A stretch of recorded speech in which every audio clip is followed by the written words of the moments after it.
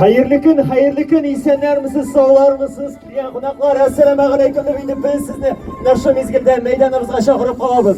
İyisen misiniz deyip başlayık ali. Tanışılar şulay başlana.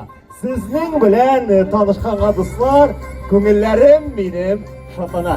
Yolgınlık oynar selamlarını indi sizge yar şaldiyakları jiberdi. Selam. Hürmetli konaklar, Ekrem International meydan kırnacıyla biz hamile şu mezgillerden biz İngilizlerin Savantoy meclisindeydi. Savantoy beyramında başlap jibeririz.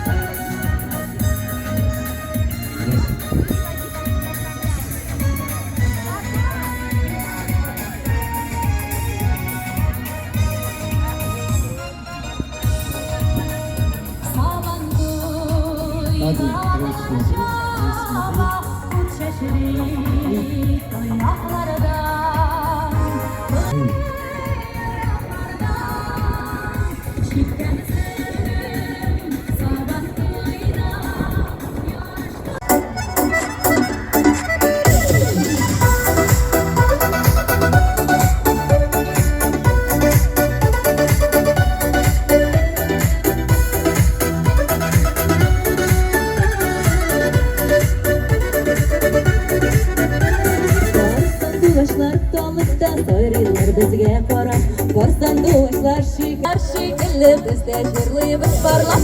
Qorali ko'zimda mingta qorin ko'zingga, onda suv bor ekan, sen anglatsang o'zingda.